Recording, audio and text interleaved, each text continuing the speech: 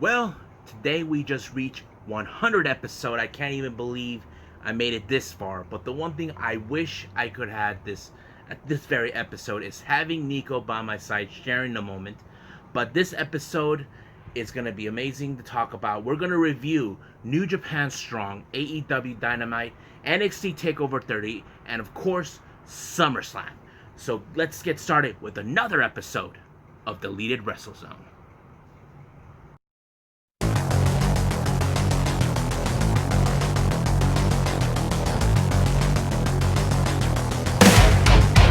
Are you ready? Get up, get up! Get up, get up! Get up, get up! Get up, get up! Get up, get up! Get up, get up! Hey everybody, welcome to Deleted Wrestle Zone. All things pro wrestling from AEW, NXT, New Japan Pro Wrestling, Impact Wrestling, the National Wrestling Alliance, many promotions, matches, wrestlers, and championships. I'm your host, J-Rod here. So as you now know, we just reached episode 100. So like I said, I wish Nico was here with me to share the spotlight since me and him started it together. But ever since the pandemic, and of course Nico's transition with his job has affected it, but Nico will always be back here soon as whenever he's available. But right now, this just move on to this past weekend with the transition, what happened with New Japan Pro Wrestling's Strong, AEW Dynamite, and NXT Takeover 30, and of course SummerSlam. I never talk about WWE much, but I finally got to see it. It was some things I liked. It was great how it turned out. For all of you guys who think, oh, because I watch AEW and WWE, think, oh, I'm finally gonna take WC. No, I watch all promotions. It doesn't matter if it's Impact, National Wrestling Alliance, AEW. I love it all. The one thing I do say, I do not try. There's certain things I like, certain things I don't like. That's what I do. Okay, I don't take one side. You see, before I start, let me explain to you guys why I created this channel to begin with. There have been many YouTube channels that talk about one specific promotion, and that's WWE. What about the other promotions like Impact Wrestling when it was known as TNA? What about the National Wrestling Alliance? And of course, independent promotions like Pro Wrestling Guerrilla, what else? Evolve. Any promotion anywhere in the world, from here in the United States to Mexico, Canada, the UK, Japan. Deleted Wrestle Zone talks about all of it, not just one promotion, all of it. That doesn't change my perspective, how I feel watching SummerSlam. Now, WWE has a lot of things they need to change, because we can agree there's certain things we're not liking what they do, some things we do, but apparently it doesn't change anything at this point for me. I love watching wrestling. It doesn't matter which promotion it is, as long as you throw in a good wrestling match with great in-ring work, great stories, that I will talk about. But for now, let's just move forward what we talk about. So let's start right now with New Japan Strong, with the finals of the New Japan Cup USA 2020.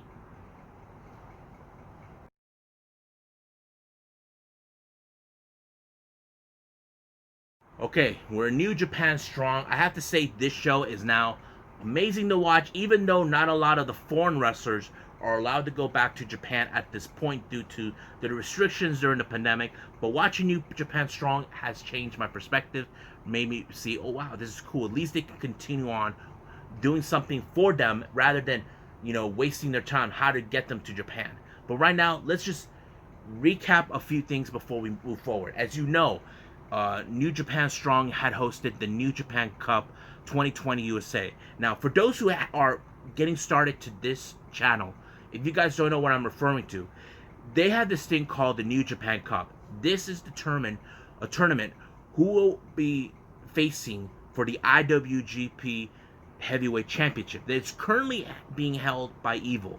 Now, there's only one champion, foreign champion who has a championship at this point, and that is here in the United States, and that person is Jon Moxley. So they decided to throw in a tournament where whoever wins will receive a contract to face Jon Moxley for the United States Heavyweight Championship. So that is something different, but I have to say it's a pure genius move what they're doing. So right now, that's going to be the finals, but they throw in some tag team action for all of you guys to throw in. The first match they had is Danny Limelight teaming with DKC versus Rocky Romero and Adrian Quest. Now, if you guys are familiarized with Adrian Quest, Danny Limelight, they're and DJC, they're some of the most popular wrestlers in Southern California. They are been referred to a lot. I'm familiarized with Danny Limelight. I have seen him wrestle up close at least maybe 3 or 4 times. He's cool and all of that. But recently there's been talk that our very own Rocky Romero is very interested in him. Like, he looks like he wants to take him under his wing. I do know that Danny Limelight has appeared at the tryouts for New Japan. I'm not sure if he's amongst those who will be going to participate with the LA dojo training. As you know, New Japan has a dojo in LA. If you're a wrestler, they probably will. If you're interested, I don't know how that works. But right now, let's talk about this match. This match was pretty interesting to see. I enjoyed matches like this because if Rocky Romero sees something in a guy like Danny Limelight, then that proves that he sees potential in him. That's a good thing to watch. But I like how the Limelight and DKC work together as a unit. Even though I'm not sure if they have teamed before outside of New Japan, I'm not sure about that. I have seen them both in the independent scenes, but great work. I even like how Agent Quest filled in. I've seen him too many times. His name popped up many times over in many promotions. I just enjoy watching it. But it was a great match, I'm not going to lie. So the winner for this one was Rocky Romero and Adrian Quest. So, but I would love to see Rocky Romero facing off one-on-one with Danny Limelight. So if this is a match, if you guys don't know any of these 3 wrestlers other than Rocky, look them up. Go on YouTube, you know what they're capable of. But Danny Limelight and Adrian Quest are 2 of the ones are very popular in SoCal. So next match we have Villain Enterprises, Flip Gordon and Brody King versus the Bullet Club. The leader, Switchblade, Jay White. Of course, Chase Owens, the crown jewel. Now, as you know, Bullet Club are now worldwide. As you know, there's the Japanese faction that it's being led by Evil, and then there's Jay White, the New Zealand wrestler, who in fact is the current leader. He controls the entire Bullet Club, but since he's unable to, but this was a great match. The one person that the Bullet Club were trying to isolate in this match was Flip Gordon away from Brody King. Brody King, he's a monster. He's a freaking giant. And they know how much of a threat he is to Bullet Club. So they try to isolate Flip much as possible. But thing is, you cannot count out Bullet Club's tricks. They always have something up their sleeves. That's always been their scenario. But watching this was amazing. And of course, the winners was Villain Enterprises. But out of nowhere, when Flip and Brody were in the face of Jay and Chase, they were attacked by Hikuleo, Tama Tonga's younger brother, who we haven't seen. The last time I seen him, he was in Rev Pro on Excursion. You know, I did seen him on a Rev Pro show where he was helping Bullet Club member El Phantasmo, or Phantasma, whatever his name is. I forgot his name is, but it was when he was facing against Will Ospreay. But I would love to see Hikuleo and Brody Lee face off, these 2 giant behemoths. But yeah, that's gonna be interesting. Now, the main event was for the finals for the New Japan Cup 2020 USA. We have David Finlay and Kenta. Now, we know David Finlay, who he is. He is the son of Fit Finlay. If you guys are not aware of that, now you know.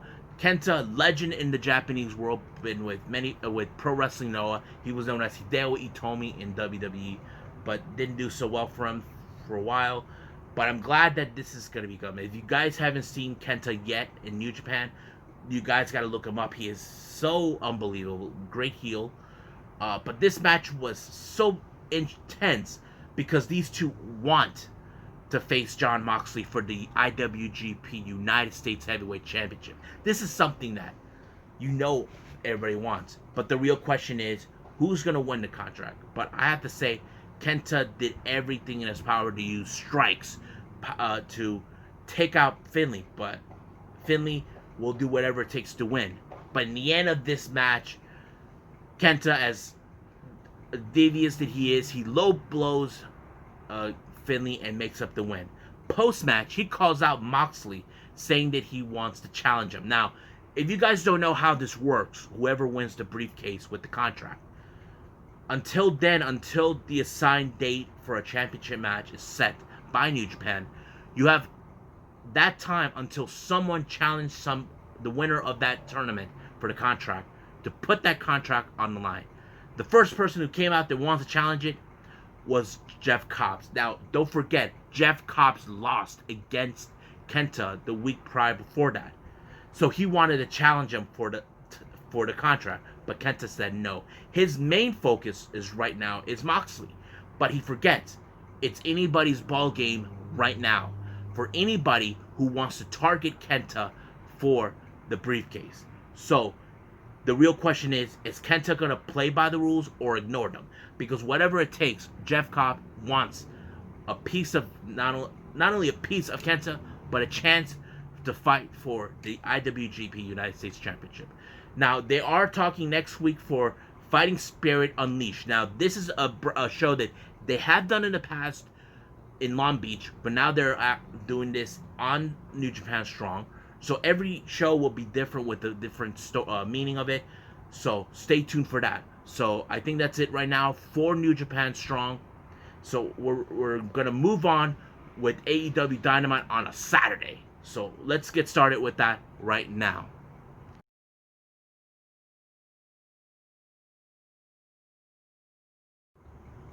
Alright, so right now let's start with AEW Dynamite. As you've been aware recently, this past week, AEW did not have their show on Wednesday due to the finals of the NBA, so they decided to have it on a Saturday. Now, I've always wondered how interesting it's going to be. There is no ratings on this one because as you know, NXT Takeover was pay-per-view or stream on the network, and AEW Dynamite had on national television. There was a delay with AEW, like maybe 30 minutes or so. They were unable to finish the game. I waited patiently because I did not want to miss a thing, but I'm glad I got to see the whole thing. It was great to watch. So right now, let's start with the first match they had. It's FTR along with Tully Blanchard. Was surprising to watch, facing off against Private Party. Now, this match was good, but I have to say, with Private Party, this must be one of the good matches because we do know that Private Party put a lot of spots they've done in the past before being with AEW, but now they've started to calm down with the spots. I think that's something that people have talked about, including Squared Circle Psychobabble, that people need to tone down a bit of the spots. But it did work. I have to say, it's a good match to see Private Party in this. Not the greatest, but a good one. But I did enjoy how this one was played out. And the winners of this match was FTR. I'm not sure yet if this is the beginning of leading up to the somewhat Four Horsemen story that we have been hearing. There's a chance that Cody might be in it. But fourth guy, we don't know. That's something that I'm still not completely aware yet exactly how they're going to play it out. But I can't wait to see how this one goes. Now, next thing we have is Jon Moxley talking about MJF. As you know, MJF has been targeting Moxley, saying that Moxley is a dictator, that he doesn't care about the people that he does. Saying that, Moxley gave his honest opinion. He sees that he is the future of AEW, but Moxley sees, look, I'm not going to live be around for another 25 years. But he does suspect that MJF is hiding something that he doesn't want him to know. So basically, this is more like, okay, you're targeting me because you think I'm not good as a champion, that I'm a dictator. And then we transition with MJF being dramatic with the neck brace and all this and that. And then, of course, Moxley, should I say MJF's attorney, put it out that they're going to ban the paradigm shift from using, saying that it's a dangerous move and all this. So they're going to have a contract signing this Thursday for Jon Moxley to not use the paradigm shift. It's saying that he's a bigger person. But I have a feeling that either A, he will sign the contract and, of course, beat up Moxley one last time, all this and that. But speculations, some people say that there's no way they're going to give MJF the title this sooner. You may never know. I'm just going to see how this is going to play out and All Out. I hope you guys are ready to see that. Now, next thing we have is an 8-man tag team match. We have the Natural Nightmares, QT Marshall and Dustin Rhodes teaming up with Jurassic Express's Jungle Boy and Luchasaurus, facing off with the team of the Butcher and the Blade and the Lucha Brothers. This was a pretty high intense match. I mean, it was a good match, but the thing is how it ended. Jungle Boy picked up the victory. There was now later a quick division between the Lucha Brothers and, of course, the Butcher and the Blade. But all of a sudden, we see Eddie Kingston shows up, talking about, hey guys, why you guys are fighting? You, Butcher, you're a monster. You're the biggest badass here. He looks at Penta. He knows him too. He knows Rey Fenix. So he's trying to unite all four of them to be one as a team. But if you guys saw exactly what happened, Kingston turned to the camera and he winked.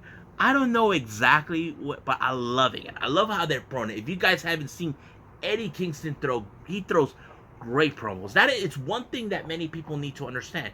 You either know how to talk or you don't. Eddie's one of those guys. But I can't wait to see how this is. But some people are now questioning, what about Pac? Isn't he part of it? Yes. He is a big time superstar. Now, you probably say he's from the UK. I'm like, yes, so he didn't get fired with the other three. It's like there's a difference between those people and Pac. Pac is an international star. He has been with Dragon Gate. He has been with WWE. He has a much bigger name than them. Than B. Priestley, than Sadie Gibbs, than Jimmy Havoc. If you guys feel it's not right, well, take it up with AEW how they see it. Now, next thing we have is a little segment with Penelope Ford making a deal with Britt Baker, saying that they want to put Big Swole in a handicap, saying that she's attacking her for no apparent reason. Like, no, you disrespected her the entire time. She made a comeback when she lost against Nyla Rose, but you decided to take your frustrations out at her. Sorry, it's freaking hot here. But yeah, so there's going to be a handicap match between Penelope Ford, Britt Baker, and Rebel against Big Swole, and I think that one will take place this coming Thursday. Then we have an interview with Orange Cassidy. He hasn't spoken much, but all of a sudden we had another Part 3 match that has been set up with Jericho called what was it? The Mimosa Match. It's a mixture of the bubbly and orange juice. The only way to win is either by pinfall, submission, or throw your opponent in a pool of mimosa. So basically, but I knew right from the start, Jericho coming out, congratulating was a setup right from the start. They try to drown Cassidy with the bubbly, and I've always suspected that Jericho will not take his loss to Cassidy too lightly. That's typical Jericho that he is. Then we have the Dark Order 3, 4, and 5 taking on D Elite. Now, I have to say the match was great. I have to say the Dark Order has done some great work as a unit. But, however, they're still trying to throw in much of Kenny Omega's transition. Now, I'm not going to go through much of it. I'll just tell you anyway who won. The Elite. As soon as the match was over, Kenny pulled out the chair and put out the the spike strips of the spiky area, the top area where the seats. He was trying to hurt Alan Angels 5, but the Bucks stopped them. But is this the transition where Kenny will turn heel to become the cleaner? Well, we may never know how that turns out. But if that's so, we may see that coming real soon. And then we have FTR talking about a gauntlet match they're going to throw in this coming Thursday. Whoever wins the gauntlet match will have an opportunity to face Kenny Omega and Hangman Page. Now, the reason this has happened, Tully did state it, neither the Bucks or FTR are currently held the titles. Now, Adam Page shows up, tries to find out what is wrong with you guys, you know? Why did you do that? But they try to manipulate, saying, look, we don't know who's going to win this. It was only a matter of time. But I've always suspected that Tully's trying to stir things up. So basically, they're trying to determine to become AEW World Tag Team Champions. But like I said, we don't know how far they're going to go with this. But this is going to be interesting. So that match will take place this coming Thursday. So AEW will appear on Thursday instead of Saturday and Wednesday. So Thursday will be the right timing. Next thing we see is Will Hobbs versus Darby Allin. This match was very different, where you have Will Hobbs, a big, huge guy, versus Darby Allin. But I'm going to skip ahead anyway on this one. Who won? Darby Allin. But here comes Taz. Post-match, here comes Ricky Starks wearing that half-face paint makeup to get into the head of Darby Allin. And then all of a sudden, while this was happening, Brian Cage attacks him and they beat him up. And Ricky Starks made it perfectly clear to Darby that he's nothing. That Darby is nothing than Ricky Starks. He's most absolute. If I were you, Ricky, I wouldn't count out Darby yet. He is relentless. No matter how many times you beat him up, he'll come back and fight no matter what. Now let's move on. Sammy Guevara comes out with those cue cards saying how sorry he was about throwing the chair to Sammy, but all of a sudden the writing changed, saying Sammy Guevara is an idiot. I'm sorry, Sammy, we're about to do this. Considered him deleted. So Hardy comes out and tries to beat him up. He whacks him with the chair multiple times, and then all of a sudden he tosses him through a table, and then he tries to find a chair, the similar chair that busted him open a couple weeks ago, and referee stopped him and Sammy just left. So it's now been confirmed that this coming Thursday or so, Sammy Guevara will face Matt Hardy in a tables match. I think this is the last thing that Sammy wants. Well, he's the one who brought this upon himself, but good luck, Sammy, with one of the men who is the master of the tables. Next thing we have is the finals for the Women's Tag Team Cup Tournament between the Nightmare Sisters and Ivelisse and Diamante. This match was amazing. I have to say what you want for those people who never gave AEW enough credit. I know there's been a lot of criticism in the women's division for AEW. To me, I feel they need to have Kenny to step down in charge of AEW and post a woman who's been in the wrestling business too. If you guys ask me who should it be, I feel the one person who should be running the women's division for AEW, you guys gonna be a shock or so, or you probably would agree with me, is Medusa. I feel she's always been vocal about the women's division. It's the same thing she did with WWE and WCW. I feel she should be the one running it. But man, this match was unbelievable. Now, majority of fans were, how do I say this, on the side of the Nightmare Sisters. But however, the match ended with Diamante and Ivelisse winning. I have to say, this match gave more notoriety for them. So, Tony Khan, if you're watching this, please sign those two. You know, they're amazing to watch. You know? So, they won the match. They tried to give them flowers, and they posted on Twitter, there's no funeral. And they just take the flags representing Puerto Rico and Cuba.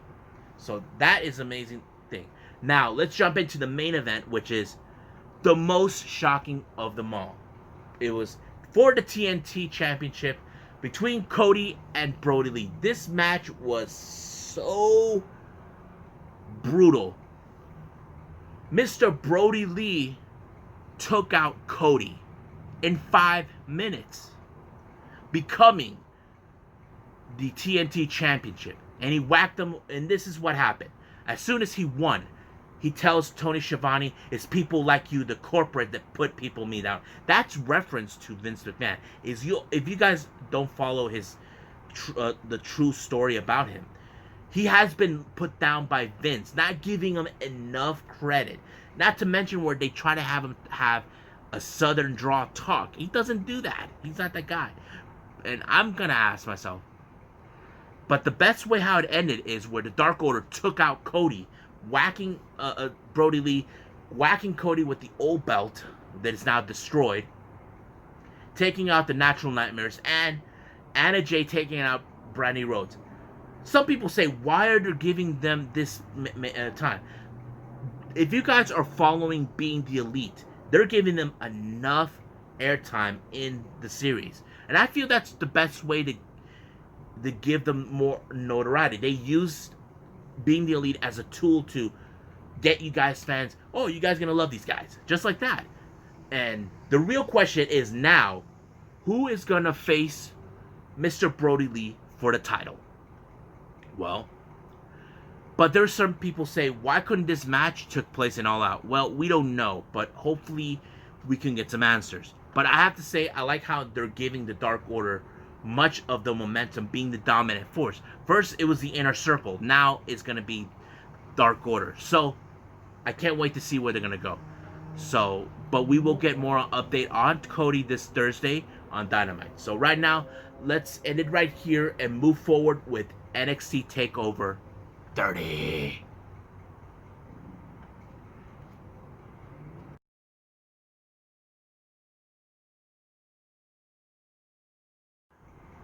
Alright, so we're going to start with NXT Takeover 30. First match of the evening was Timothy Thatcher versus Finn Balor. Now, keep in mind in this particular matchup, as you know, these two men have two different styles of wrestling, how they work. They have faced off. We have Timothy Thatcher, an expert in catch wrestling. If you guys are not familiarized with catch wrestling, it's more like a submission type wrestling that I've seen Matt Riddle, Drew Gulak have been involved. And this is something that it was very unique. And you got Finn Balor. He knows a bit of the submission moves, but however, he's been mostly a striker type wrestler that we've seen, you know. But this was a very interesting match. This match goes up to what happened in the Triple Threat series. Both Thatcher and Balor were part of a Triple Threat match with Dexter Lumis. Instead of Timothy taking it out on Lumis for losing the match, he decided to take it out on Balor. Now, I don't know how that goes, because to me, in the way I would go after Lumis, but no, it went the opposite direction. But however, the match was great. I liked it. It was like very unique, from two wrestlers that come from different backgrounds. But I gave this one a pass because it's awesome, and not to mention Finn Balor picking up the victory. So that is that.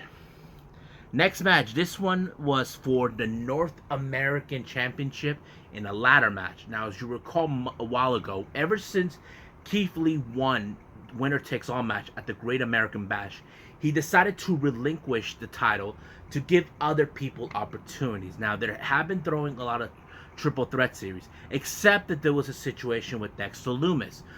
Dexter Lumis, on the other hand, had to be pulled out due to the fact that he injured himself when he jumped off the ring doing a flip and landed somewhat hard, but it was edited out. You couldn't see exactly what happened. So later on, they decided to give wrestlers second chances. The ones that were not pinned in their matches, like Finn Balor was amongst them. So was Cameron Grimes, and very others. The people who later joined this 5-way ladder match was Bronson Reed, Damian Priest, Johnny Gargano, who was it? Cameron Grimes, and of course Velveteen Dream. This is one of those matches that really made a lot of more fun to watch because you don't know who it was. Now, for me, there were two wrestlers that I kind of suspected. One, I considered Bronson Reed the wild card. Reason is, he seems like the guy who is being built up into the story. But the real question was, is he going to be the guy to win the match? Now, the most likely ones who I felt that could win them is either Priest or Velveteen Dream. Those are the most likely ones that could win. Gargano, I'm not sure. Cameron Grimes, maybe. But that's how I feel, because if you pay attention to all five of these guys, you know exactly what I'm talking about. But two of these guys out of the five have already been North American champions, and they were determined to become two-time North American champion. But man, this match was great, and I think the best moment was when Bronson Reed was going up the ladder. Gargano was trying to stop him as much as possible. Hold on. So anyway, Gargano was trying to stop him, but Bronson took him out. Here comes Candice LeRae, tried to ensure he doesn't grab the title, but her mistake was being there with Bronson Reed. Reed grabs her arms and hold on to them, and he jumped right on top of Gargano. That was so awesome to watch because it's like she should have known better, but this is the way I see it. Let me skip to who picked up the victory. The person who picked up the victory was Damian Priest. Now, back to Gargano. I have that distinct feeling this coming Wednesday, Gargano is going to attack Bronson Reed or call them out. He will say he had no right to do what he did to his wife, holding on to her hands and jumping off the ladder with her. That's one of those things. Bronson Reed probably is going to say, well, you should have told your wife to stay out of it. But Gargano's won't see things his way won't see what he's saying because he wants to go with the Gargano way. So that's always been the scenario I'm going to see. So if that's going to happen, I think we might see a feud right there. Now, but as for Priest, I have to say he was one of those guys who I thought could win it. I would have loved to see Bronson Reed, but Priest seems like the most obvious choice to me. If you guys followed him from his previous time with Ring of Honor. Now, next match we have, it's the grudge match between Adam Cole and what was his name again? Pat McAfee, the former punter for the Indianapolis Colts. Now, this was one of those rivalries that kind of blew up, but you got to give Pat McAfee props for putting a lot of the in-ring work into this, because we can say a guy like him don't get involved. We've seen some things like this when football players try to transition to wrestler. We see that with that one guy who faced Bam Bam Bigelow years ago. I forgot his name, but this guy, he showed up in that movie Any Given Sunday, who plays Shark. He was, but they said he did good. But that's all depends on how people would love to see what they're going to do. Can they hold their own? Can they continue on? Well, that's the thing. But I love what Pat McAfee did. He was impressive. I love how he counters certain moves. But however, you cannot stop the experience of a wrestler like Adam Cole, because guys like him, they know what to expect. Even if they shock you, that's not going to stop him from taking you out. That's how I see it. But frankly, it was in fact Adam Cole who took him out. And that is how it ended. But are we going to see a rematch or so? I don't know. We'll just wait and see what's going to happen, because we still don't know what's going to happen to Cole, because there's been talk about they may want to move him with at the main roster, because we already know certain things that's happening. So let's move on. Next match is the NXT Women's Championship match. This one has gone out for months, maybe a month or two. Dakota Kai has been determined to take the title away from Io Shirai.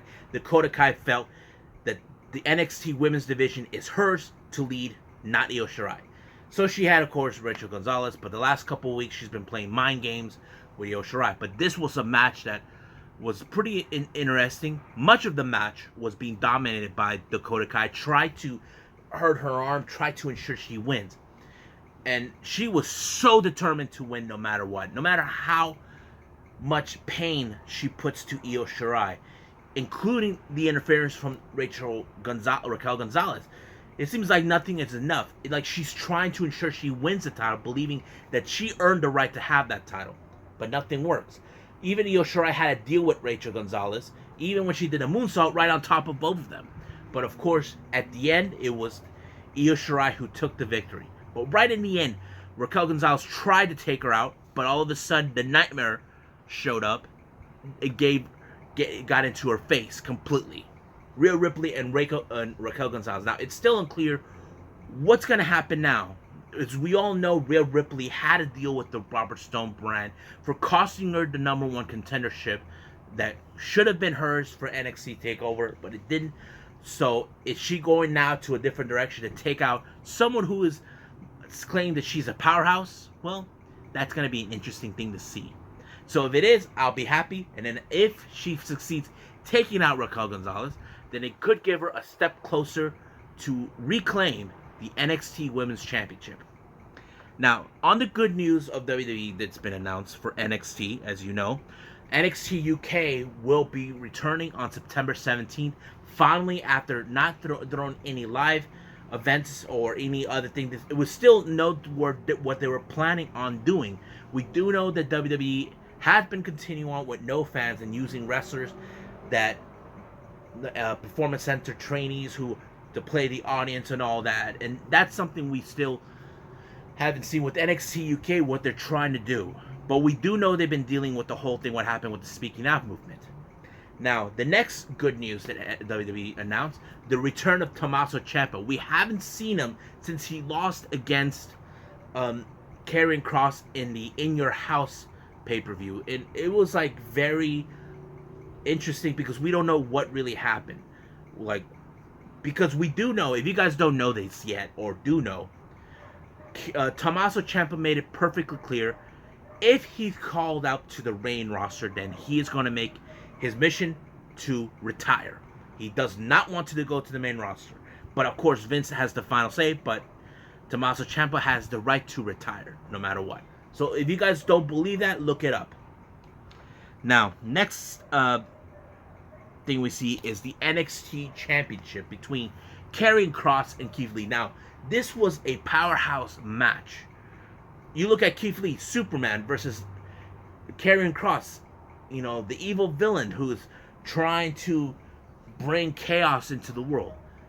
But what I like about this is the psychology that Karrion Kross always impresses. If you guys haven't seen Karrion Kross, take a look at him as Killer Kross. He brings that psychopathic instinct, like something we've seen on TV. He always played this character, and that's what I like about him.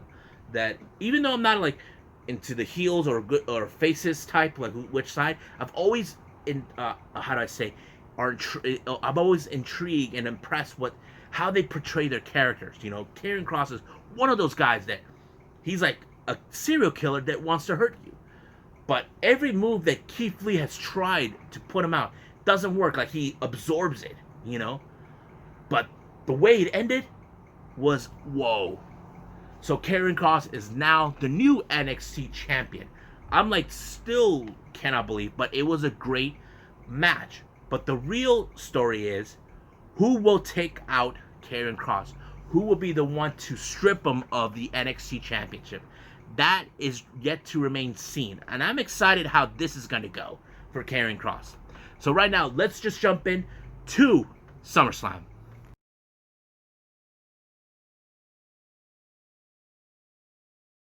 Alright, this is the first time I reviewed a WWE pay-per-view. Reason is, I don't do that. It's because sometimes there's certain things I do not like how things are. But from what I was hearing from various people on social media, how they said, even one of my closest friends has talked about this many times over. I decided, you know what? I'm going to see how this one is, because it would be an interesting pay-per-view to watch. First match. This one was for the SmackDown Women's Championship. As you know, Asuka has booked herself to face both Sasha and Bayley for both titles, both the Raw and SmackDown Championship, which the SmackDown Championship is currently being held by Bayley and Sasha the Raw. But this one was a pretty interesting match. But however, the dynamic between both Bayley and Sasha has never changed. They always had each other's back to ensure they will maintain the title. But the obvious question we've always seen, will they turn on each other? Well, that's yet to be seen. But the match was alright. I enjoyed it, you know. But frankly, Asuka did not win this one. But she did have another opportunity to face Sasha for the Raw Women's Championship. But that's a little later. So Bayley won this one. But all next is Sasha on the next match. Now, the next thing we see is Dominic. As you know, he's facing against Seth, but he told his dad, Rey Mysterio, not to get involved, which is kind of like, oh man, hope he knows what he's doing. But, of course, Dominic wants to prove that he can be the man in the house to continue the family honor, which Seth has disrupted many times over. So, this is going to be an interesting story. Then they continue with the whole Retribution, who they are, we don't know who they are. I can't wait to see how they're going to go with this one. Next thing we have is Kevin Owens coming out to do commentary for the Raw Tag Team titles that is going to be on the line by Street Profits versus Garza and Andrade. This is one of those matches that's already been booked. The storyline is where Zelina felt that those titles deserved to be on the rightful owners, Andrade and Garza. But prior to that, a couple weeks ago, someone poisoned Montez Ford, and it turned out to be Zelina Vega who did it. Even though they got her on camera, basically, she's the prime suspect. But this match was alright, you know. It's not like one of the best ones.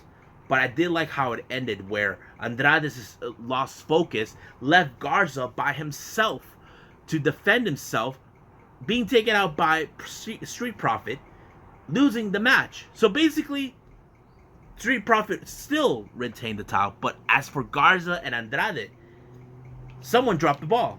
And I don't know if this is the moment we may see Andrade and Angel Garza separate from each other and start feuding. This is one of those things that I think we will love to see, because if you guys follow Garza, he's a cocky SOB. The way he portrays it, even though he claims he's an angel, but he's in reality he's El Diablo, which means the devil. But that's the way I see it.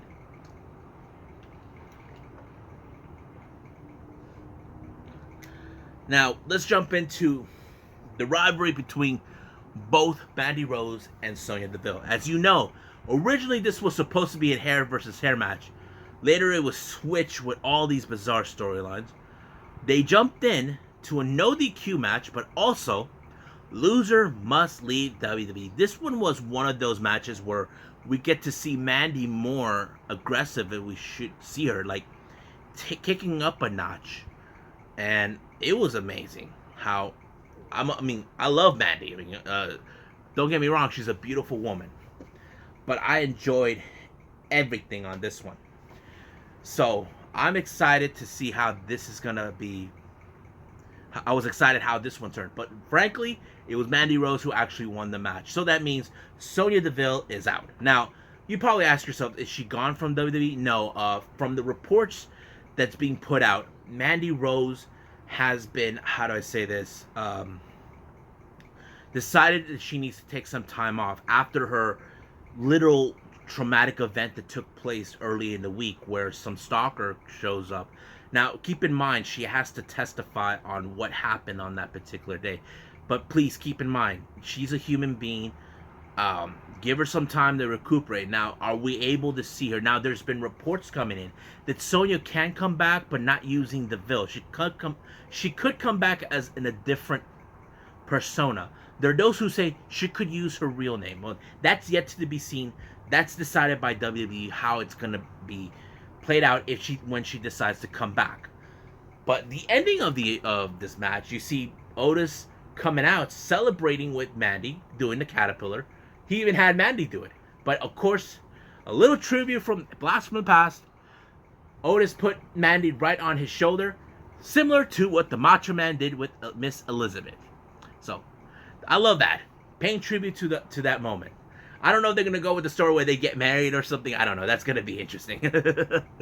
But we'll see. That's yet to be seen. Now, then let's jump into the street fight match between the Monday Night Messiah himself, Seth Rollins, versus Dominic. This is one of those matches that I was mostly interested in seeing this one in particular because you got Dominic Mysterio, the son of legendary wrestler Rey Mysterio, debuting in SummerSlam. Now, some of you say, why is that a big deal? As you know, some wrestlers have to go to the independents first to get better experience. But as you know, Dominic has a connection with WWE. If you guys don't know this, I know exactly where he trained.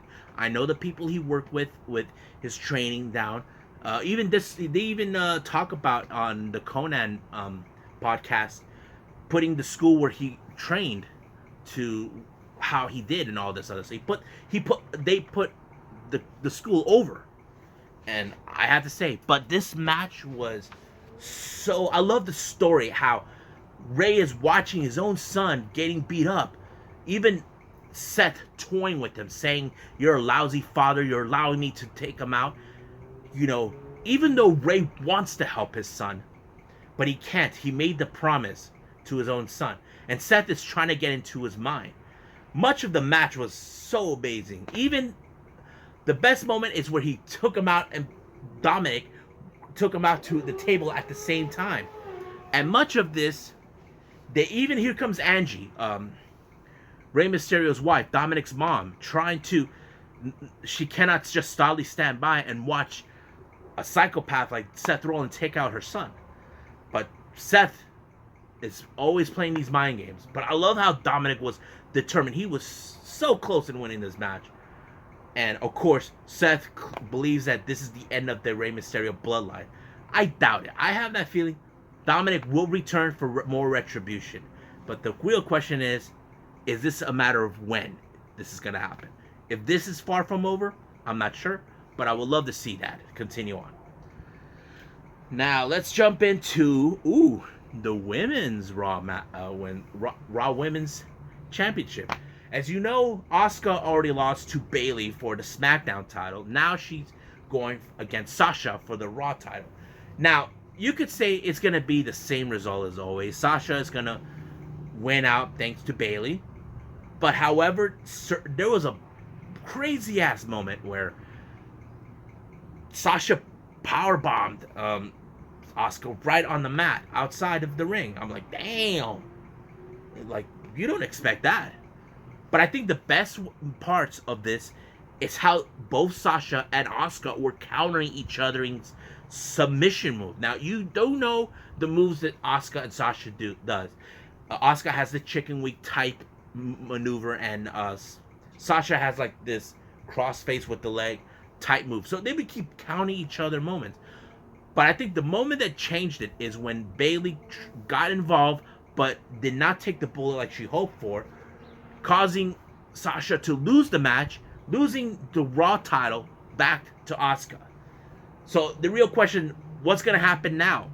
Bayley may have retained the SmackDown title, and she is one half of the women's tag team title. What's next?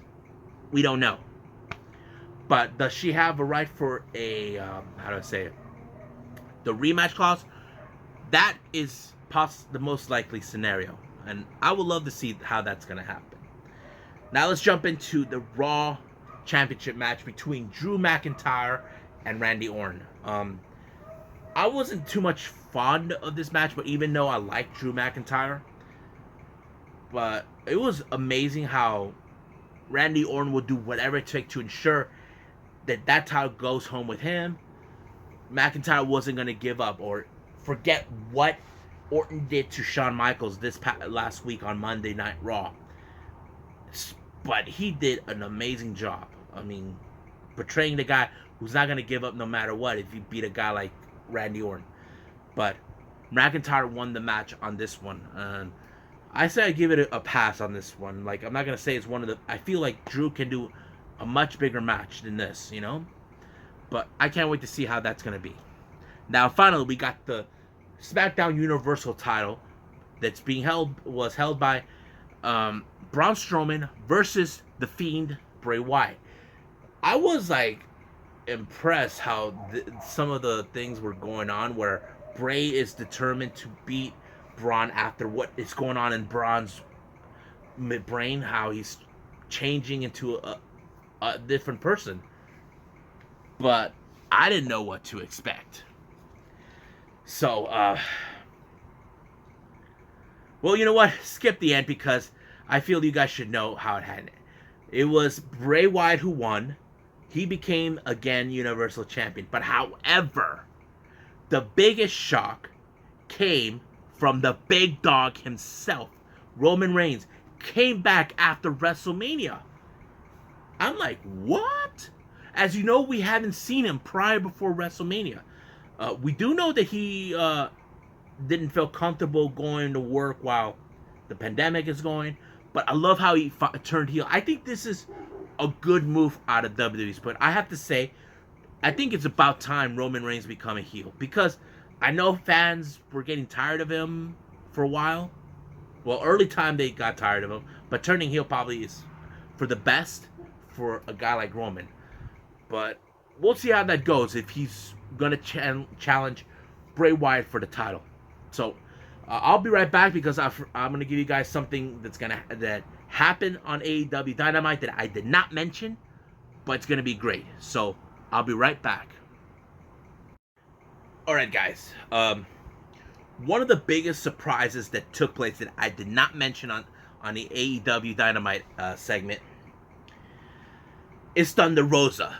The NWA Women's World Champion has challenged Hikaru Shida for the AEW Women's title at All Out. Now, some of you fans out there are talking about, wait a minute, I thought she's NWA. Is the NWA out of business?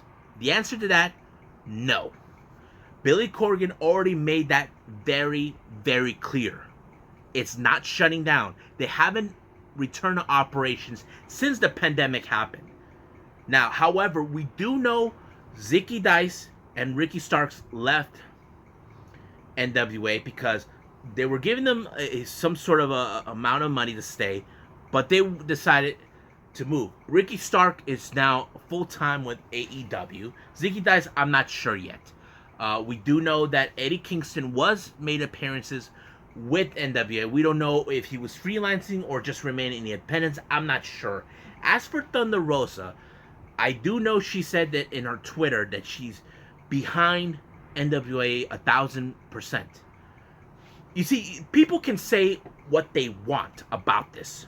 About NWA hasn't done any shows. They're not the only one. So does MLW.